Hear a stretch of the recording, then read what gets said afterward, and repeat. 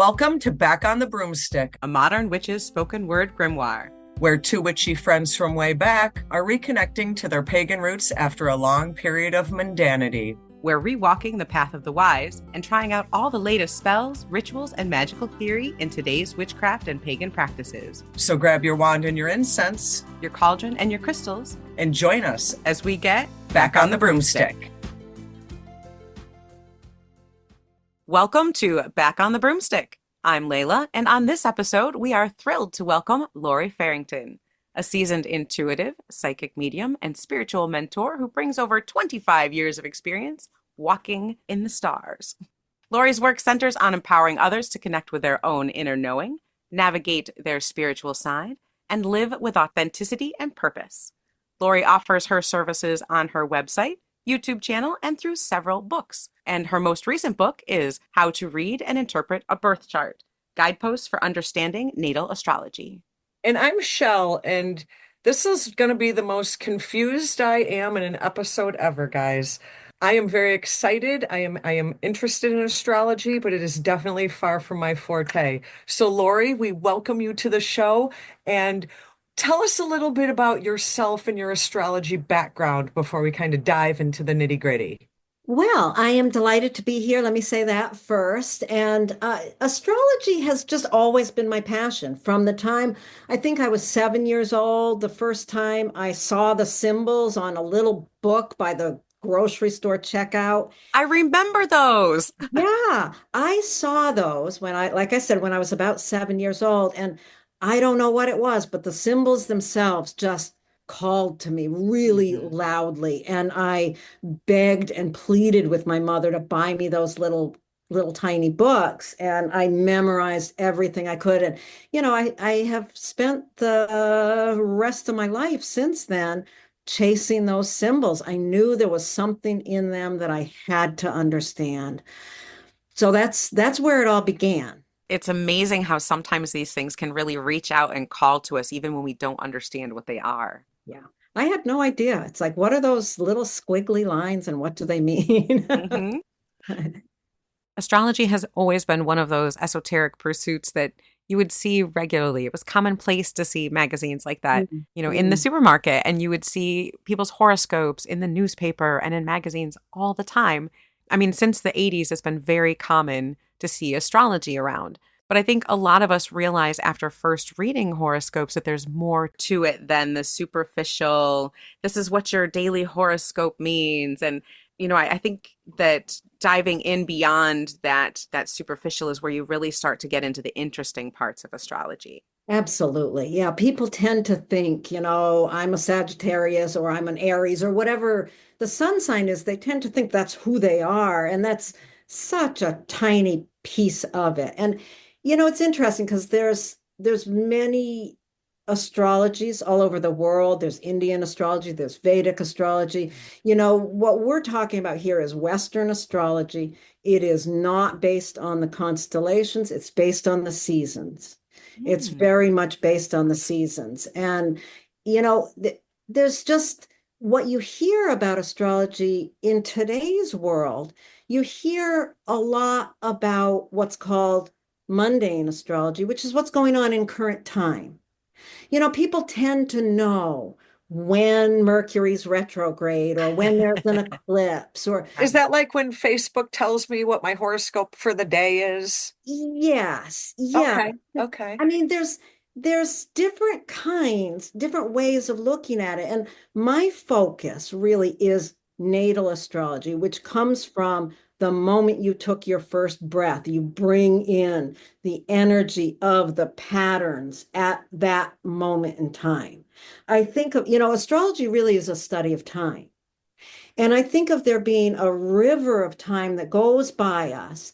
And when we take that first breath, it's like that split second of time is removed from the river of time and handed to you. And it's your job to incorporate the gifts and the challenges that were inherent in that moment. Wow, that's pretty deep. It's profound, really. That was one of the things I really loved about your book. To take it back to your book for just a second, because it was like a workbook for me. But I'm going to say that in the beginning, you talked a lot about cycles and finding the cycles in the stars and bringing those cycles back to Earth. So it struck me when you said that Western astrology follows the seasons. It went back to you talking about those cycles. And that resonates with me as a witch because we're very connected to cycles in so many different levels. And I didn't know that about Western astrology. I didn't realize that it was cyclical like that. Can you Yeah. explain that a little bit? A lot of people follow and understand the cycle, the lunar cycle. You've got the new moon, goes to the first quarter, the full moon, the last quarter, back to the new moon. So that's the lunar cycle. But you can expand that out, and any two planets has a similar cycle. So you could take, like, I don't know, Venus and Uranus, and when they come together, it's like a new moon, only it's those two planets Okay. that All right. start a cycle. So all of the pairs of planets are creating their own cycles that are impacting our individual birth charts. And we're born in the midst of a whole series of different cycles. It is complicated. Now, why do I feel like, and you haven't mentioned this yet, but here's my fear with I know nothing about astrology other than I'm a Gemini. And boy, does she I know it. feel like, yeah, I do. I feel like there's a lot of math involved. Is that true, or is that just one of those scare tactic things? Well, back in the day, there was a lot of math involved. We had to sit down and, chart all this stuff. It was very, very complicated. In today's world, we plug the information into the computer and Okay. it gives us the information. You can work with the math of it, but you don't really need that anymore. So someone like me who is absolutely scared of math, not my forte at all, that's what's kept me from astrology all these years. It's probably the one thing that I've never delved into because me and math are like, no. And I felt like if you're not good at math, you're not going to be good at astrology. That's absolutely not true. I Okay. mean, Okay. yeah, you might come into places that are a little confusing, but you don't need to know that part. Okay. I mean, I work with people who know absolutely nothing about astrology. One of the things that I've really focused on is my desire has always been make this usable to anyone. It doesn't need to be, there's a lot of astrologers, I think, that have had this, like, we're special and we have this special knowledge that no one else can come near to. Gatekeeping. Yeah, and I don't like that. I want to make this, I know what astrology has done for me in my life. It has enabled me to become a decent human being. Seriously, when I was young, I was not a very nice person. And knowing astrology and using it to understand myself and other people just cracked me open in a way that I want people to be able to understand and love themselves and other people through this perspective that astrology gives us. And we don't need to complicate it in huge ways. You can get as complicated as you want with astrology. But, if you read somewhat my book, I got the best compliment about my book recently from a student that studied with me at my kitchen table like 35 years ago. And she wrote to me, she said, I just read your book and I felt like I was sitting at your kitchen table. And that just meant so much to me because that's what I wanted when I wrote the book. I was writing it to my students. I was writing it to people that want to really understand the natal chart. Now, I'm going to add to that, and I'm going to say yes, it does feel like I'm sitting at your kitchen table, but only if you're a very serious professor who has a lot of knowledge to impart and is giving me a lot of information. Because I don't know a lot about astrology, and I did read through this book, and it was not easy, but it was so good. And I really loved that you included charts of famous people. We found Lizzo, and who else did we find, Shell? I found the rising information for Janis Joplin. Oh, What made it really actually accessible for me, I'm not going to say easy because that's the wrong word, was that you had these charts in here. And so when it finally started to click for me was when I would take these charts or my chart, just generating, like you said, a free one that I could look at, and then going back and reading the passage and relating it to the chart that I was looking at. So I did have to do that. It made more sense to me when I could look at it right on that chart, and then it started to click. And yeah. as I went through the book, I was starting to see it not so much as math and rising signs, but more like a tarot spread, more Mhm. like a charm casting spread or tasseography. I started to see in these pictures where they were sitting in their houses, where they lay, and just like in a tarot spread, how they created a story, how they wove together a narrative. So your book is not easy. Yes, sitting at your kitchen table sounds fun, but it's a lot of work too. And so I did start to get it, but it did take working through it, but it's starting to make sense and be very cool in that way to me. So thank you. Yeah, if you're interested in understanding your own chart, if you've got a copy of your chart in whole sign house system, I want to just reiterate that there's different house So systems, many. so many, and whole sign makes it much less dependent on knowing math. I mean, that's one of the reasons I started working with whole sign house system is it's easier. And after working with different house systems over many years, you don't lose anything. It makes it a lot easier and it's just as powerful. I love it. It makes things a lot easier and a lot less, yeah, dependent on math. I mean, yeah. Now, if you were going to say you knew nothing, because Layla's actually a step above me in astrology knowledge. Ha, So not saying much. now, everybody pretty much knows the sign they were born under.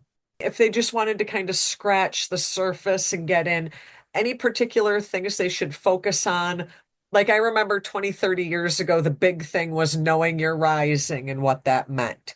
If you knew like your birth sign, your rising, your sun, your moon, is there a scratching the surface starting point, or is this just a dive all in and get all the houses and just go for broke? You have to take it one step at a time. You really do. And sun, moon, and rising are the basic place to start. Okay. And if you can take those three pieces. The sun is the core of who you are. The moon is your emotional nature, your greatest need of the personality. And the rising sign is sort of how people see you, kind of the mask that you wear. Not a mask to hide behind, but the mask that allows you to show up in the world in an authentic way. And if you know those three things, you can kind of go out from there. The way to think of it is there's the planets. Each planet is a particular piece of who we are. We can think of it as the planets are our internal teachers, and the signs that they're in are the method that they use to teach us. And then the houses are different areas of life. So wherever the planet lands, it's teaching you with the method of the sign in that area of your life. You can kind of create this thing where you can just make little sentences of Mhm. these different parts. We are complicated. Yes. It We're incredibly complicated. I know I'm relating it to tarot because that's the system I'm most familiar with, but boy, is this an awful lot like a tarot spread. It's the planets and Yeah. putting it into a particular pattern and not me, but it's really very much like tarot. I love how you talk about it that way because I work sometimes with just thinking about the houses as, yeah, rooms inside of us. And there's these different things, these different energies. And you can definitely look at it similar to Similar, yeah. a tarot spread. And if you think of taking that one breath as you're born, it's a tarot spread that holds the entire focus of your I life. love that. But I have a question. So with tarot, you know, I kind of look at tarot as this is where you're at in the path you're on right at the moment of this spread, and you could take a left turn in 20 minutes and it could all change. But this kind of more sounds like the old saying, it's written in the stars. Are you just destined to live out what all of this says, or is Are you there, asking the free will or fate question? I guess so. Are you locked in? Are you locked into this? No, no, you're not. You're not. I mean, in some ways, yes, your natal chart, your birth chart is your chart. It is your job to work with that. However, from that moment, you breathe in that first moment, the planets are set in their pattern. But from that moment on, the planets keep moving. And as they move, they interact with your chart. Okay. So you have opportunities all throughout your life to work with these deep inner parts of yourself. The parts are still the parts, but when a planet comes along and says, okay, it's time right now, this year, in the year 2025, you have an opportunity to explore whatever, your moon, your emotional nature, then you have choices on how you work with that. And Okay. that changes the trajectories. You That know, makes sense to yeah, me. the whole fate and free will conversation is fascinating because I think that there's an element of fate because we're born at this moment. We have chosen, I think, we've chosen this moment to come in. We've chosen these lessons to take on. How we respond when we're called upon to act on them Is up to us. is up to us. Okay, that makes so much more sense to me.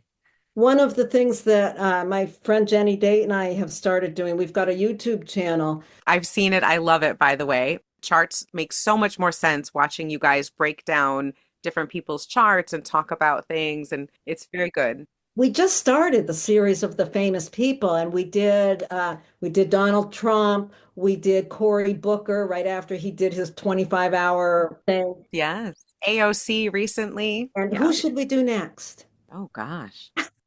Because we're making a few more this week. We haven't decided on who yet. Bernie Sanders. Can't find a birth time for him. And I know him because I lived in Burlington.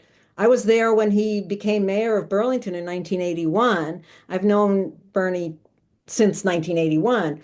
And I actually asked his wife a couple of years ago if she would give me his birth time, and she wouldn't. She wouldn't give it to me. That's actually going to bring up a very good question. I have a confession. I don't know my birth time. I have a guess that was given to me, but my mother confessed that she made it up. So I'm in the process of getting my long form birth certificate, Good, good. but I don't have it yet. How does that impact people's chart? Totally. And what should I do? Well, the time of birth is crucial for really deep work. There are ways you can work with a chart without a birth time. You lose certain things. There's still a lot of information. There's still a lot of information. What you do if you don't have a birth time is you just create the chart at the moment the sun is rising on that day. And Okay. that's called a sunrise chart. It loses things. Yeah, you lose the fine details. Right.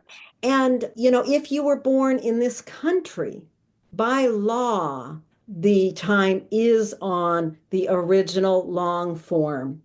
However, if you just contact the whatever Department of Vital Statistics and just say, I want a copy of my birth certificate, what they actually will send you is a registration of birth, not the long form. That's exactly what I ran into is I do have official copies of my birth certificate, but they are not the long form. Right, right. So they do not have the time. You have to really contact a human being that you can talk to and not just order it online, and be really clear you want the long form, the original that has the time on it. And I've talked to some people that just somehow get dumb lucky and get a hold of somebody that says, oh, I'll check it and just gives them the time.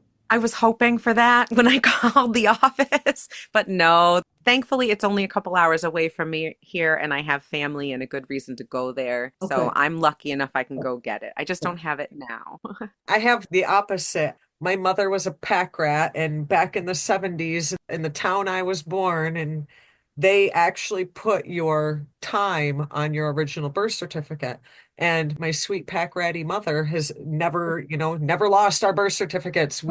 So I actually now have my original that was issued to my parents at my birth, and it has the time on it. Good. So I didn't even have to get like the whole long form process. It just happened to be on the original because that's what they did in my town back in the 70s. Fun little factoid, the time that I was given as my birth, which again was admittedly made up, was 7:41 a.m. Uh-huh. Chelle, what time were you born?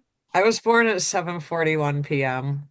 Isn't that funny? and we didn't know that. Your two charts were really interesting. There's just so many links. I'm not And surprised. oh my goodness. Yeah, it's like, oh, that's interesting. No wonder they do a podcast. They love to talk to each other a lot. There's a That's true. lot that you have to say. Yes, actually that has been true our whole friendship. We do talk a Yeah, lot. That's very we true. do. We Yeah, I'm do. not surprised. One other place that's really almost always you can trust to be really accurate with the time is for parents that keep baby books. People are very specific when they fill in that baby book. So if you can't find a birth certificate easily, look for a baby book. I didn't even think of that, but you're right, because I remember when both of my kids were born, and I know I've meticulously documented that in several different locations, including a baby book. Yeah. I love that you brought up children. Children's charts and mothers' charts are so amazing to work with together. We think we know our children, but boy, it's really amazing to get the perspective of who our children are. It helps us to raise them so much. So we don't, we think we know. We don't. I've always laughed because, like I said, I'm a Gemini, and my daughter is one of those people that was born on a day that they call a cusp. So my daughter's a Libra Scorpio on the cusp, and she is just like her Gemini mother because of that. It is very interesting. The cusp is an interesting thing because the cusp is kind of shorthand for we really don't know. I was going to say, explain what a cusp actually means to people. Wouldn't the time of your birth allow you to Yeah. decide which one it Yes. is? Yes, absolutely. The whole cusp idea is because, most people don't, especially back in time, people don't know exactly the moment the sun moves. It's not like, oh, the book says the sun is in this sign from this date to that date, and exactly at midnight the sun obviously the sun in its movement through the signs doesn't go by midnight. It could be at 2:42 p.m. Exactly. And if you're born before that 242, you're one sign. If you're born after that 242, you're the other sign. So you're not necessarily both signs then. That's a myth. Okay. And one of the reasons people, I hear people so much, it's like, I know I'm on the cusp because I can feel both signs so clear in me. Well, that's probably because there's some other planet in that other sign. The sun, Mercury, and Venus never move very far away from each other because they are between us and the sun. When we look at from our perspective, they're always close to the sun. They never are opposite the sun. They're always close to it. So if you think you're on the cusp between Scorpio and Libra, well, you probably have Mercury in one and the sun in the other, or, Venus. My sister, I was the youngest of five kids. I think one of the reasons I was so obsessed with astrology was trying to understand this crazy, dysfunctional, huge family and trying to make sense of the people I lived with. And I had one sister who all the books told me she was a Libra. I thought she was a Libra. And somewhere in my 30s, I finally like ran an actual copy of her chart and found out she was a Scorpio. It's like, oh, no wonder. She made so much more sense. Like, no wonder. She never was a Libra. So, Interesting. yeah, the cusp thing is always interesting.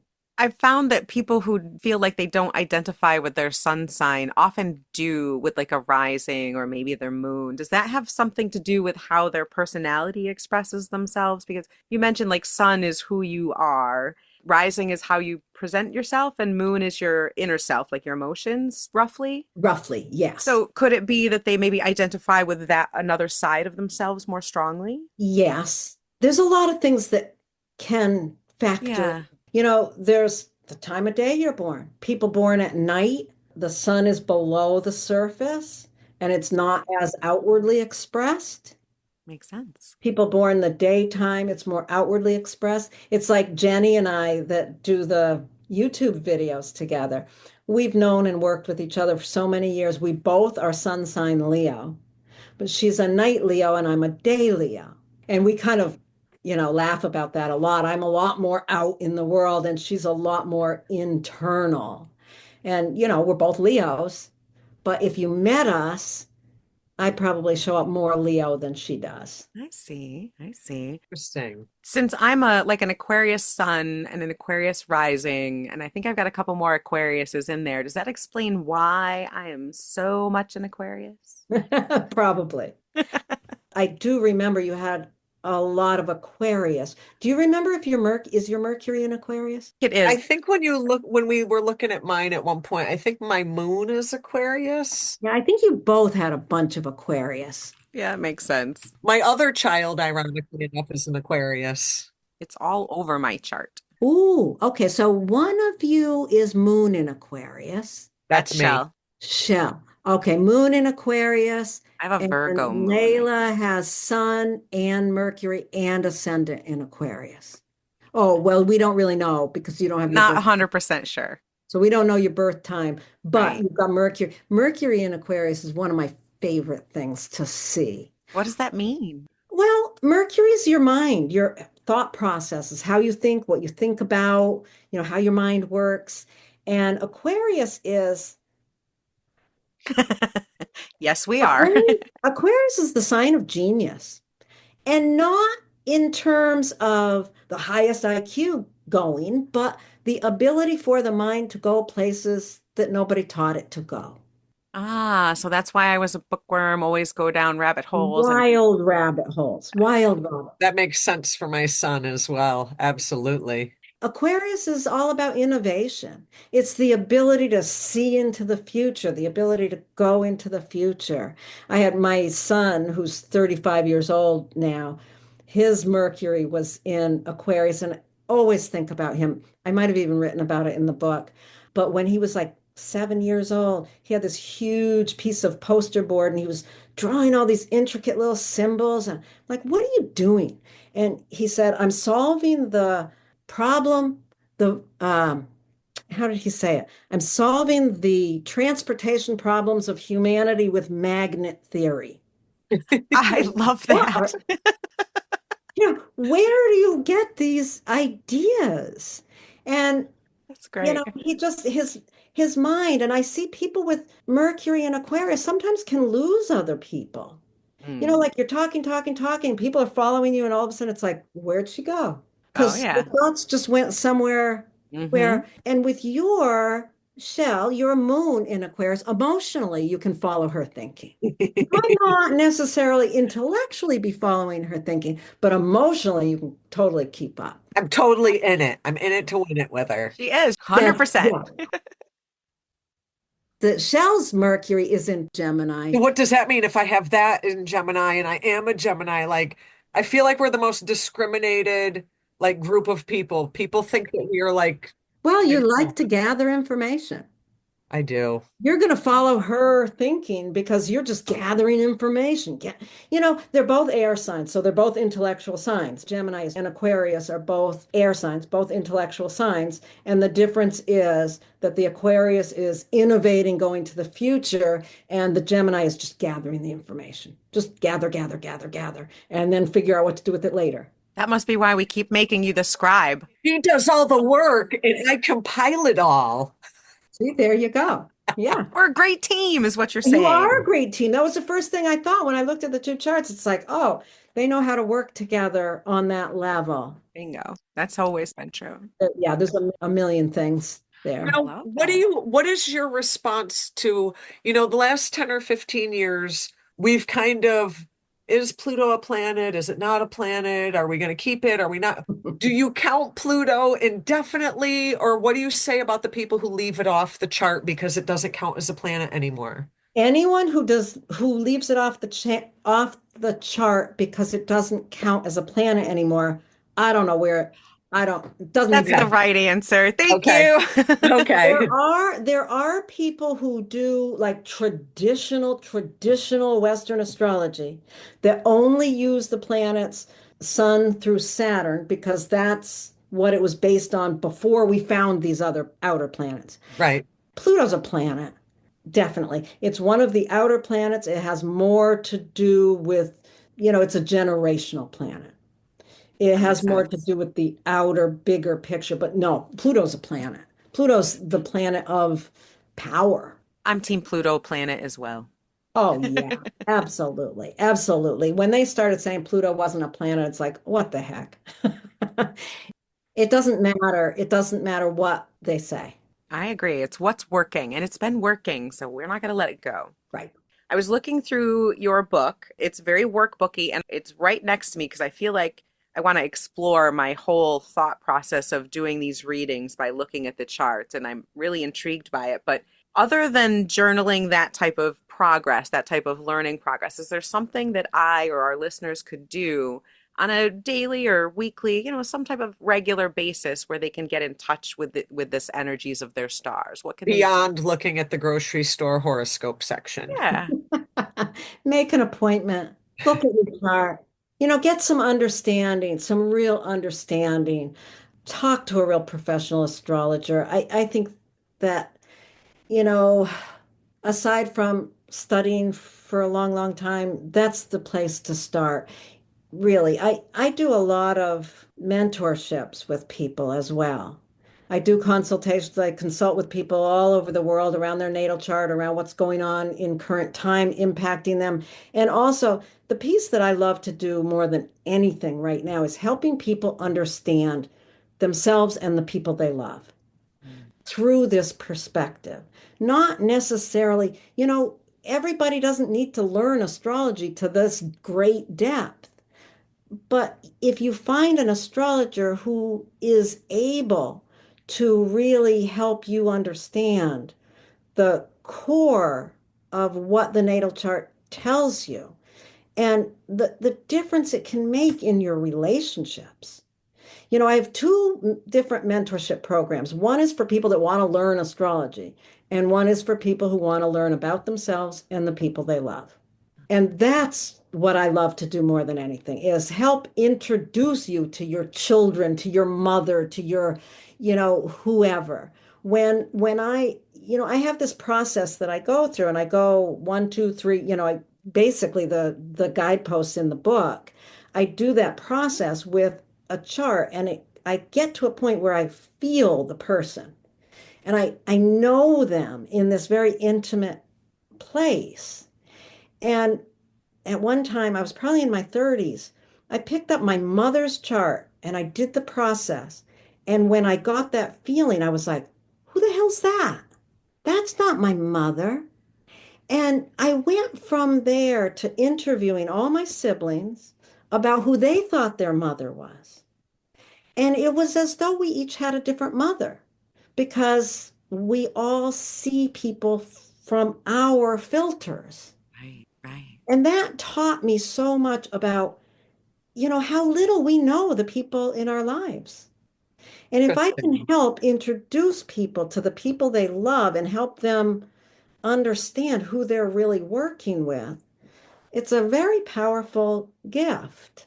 I love that. That's beautiful. And that is a fantastic way to bring this into personal life and even Yeah. just on a more superficial level. I mean, you can do that in such a deep way, but I mean, Shell and I have had lots of conversations just talking about her being a Gemini and me being Mhm. an Aquarius and what that means about our relationship and just in kind of a fun way, but I understand her better after Yeah. having those Oh, yeah. conversations. Yeah.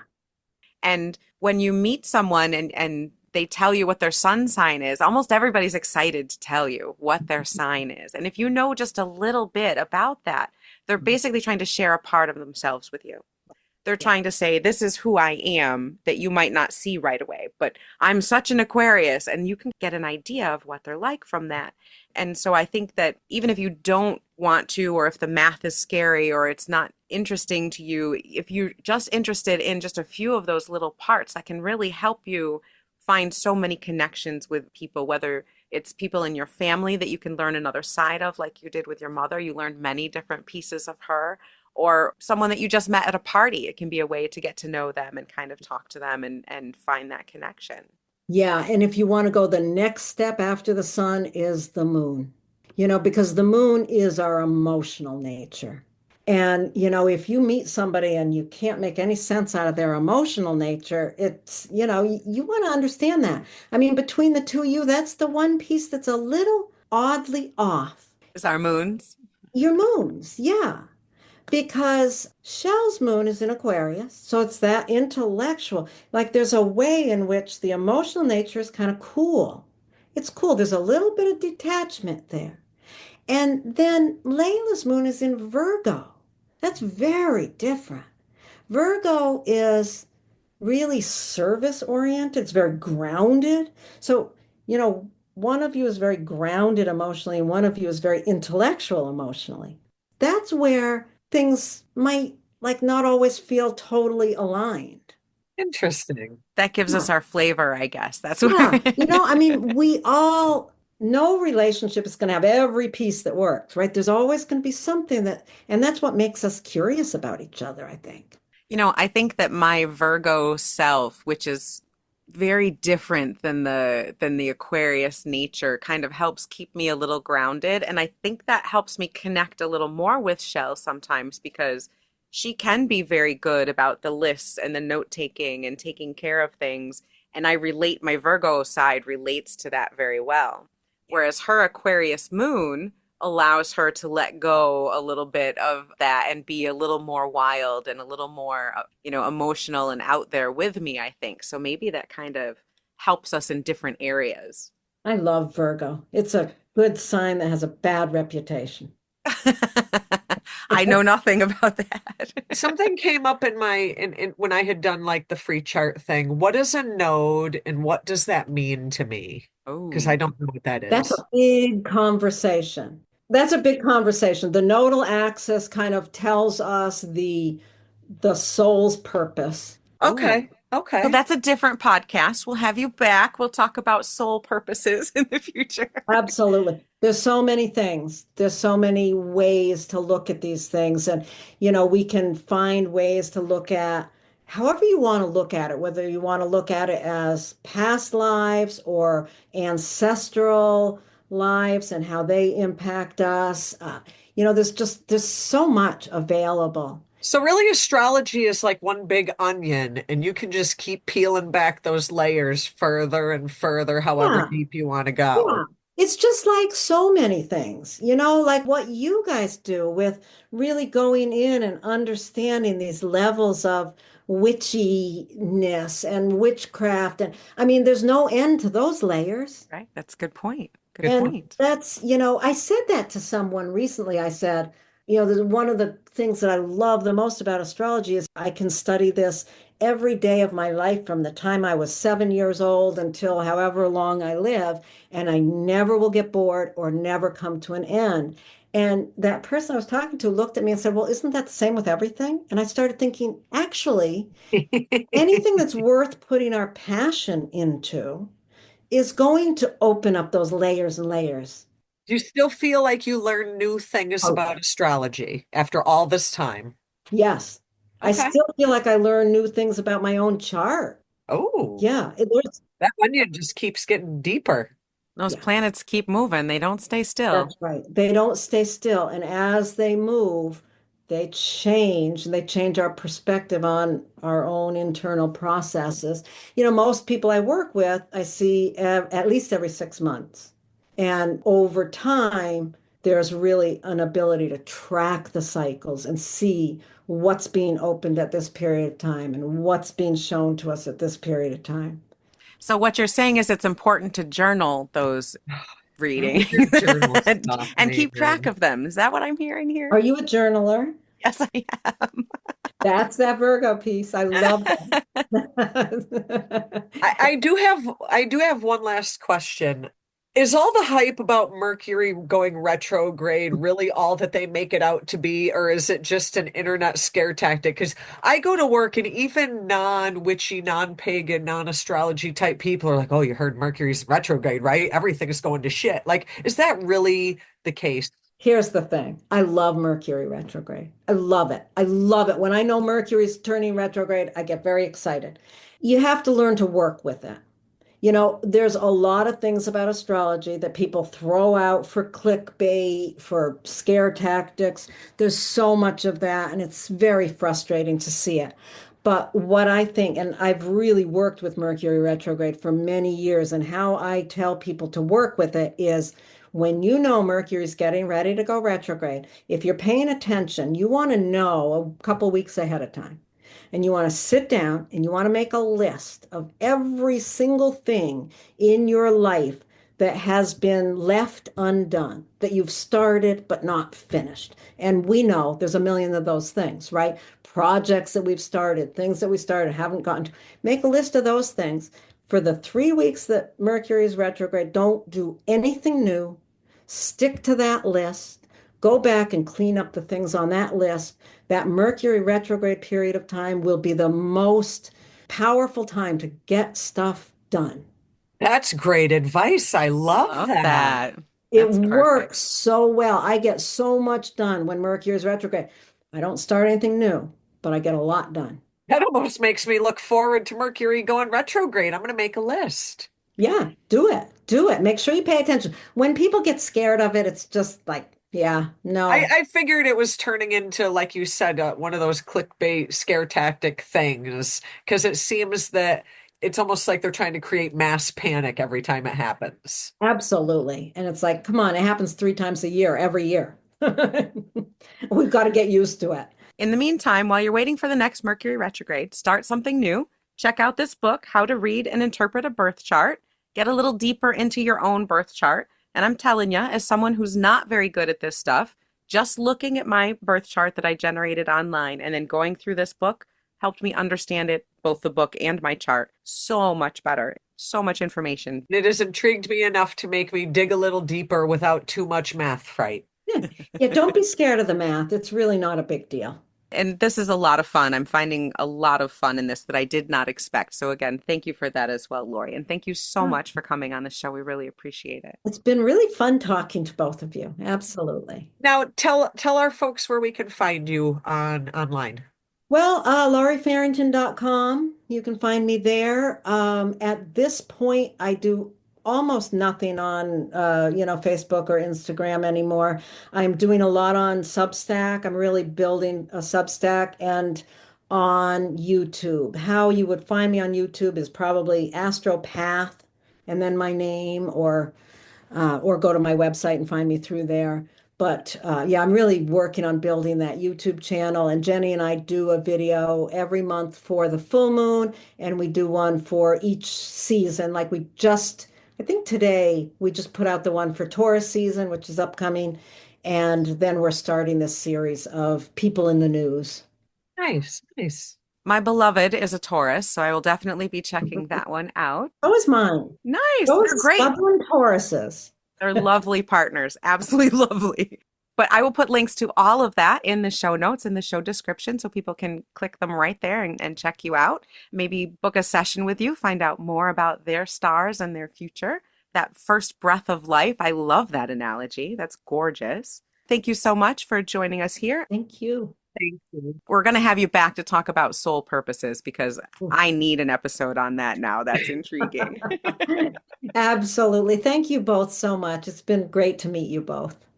Thank you so much for listening to this episode of Back on the Broomstick. And thank you to Laurie Farrington for joining us. We really appreciate your time and had a ton of fun talking about our stars. I learned a lot, actually, and maybe I'm not as scared about astrology as I've been. I mean, I'm not saying I'm turning into an astrologer by any stretch, but I'm not as scared of it as I've been.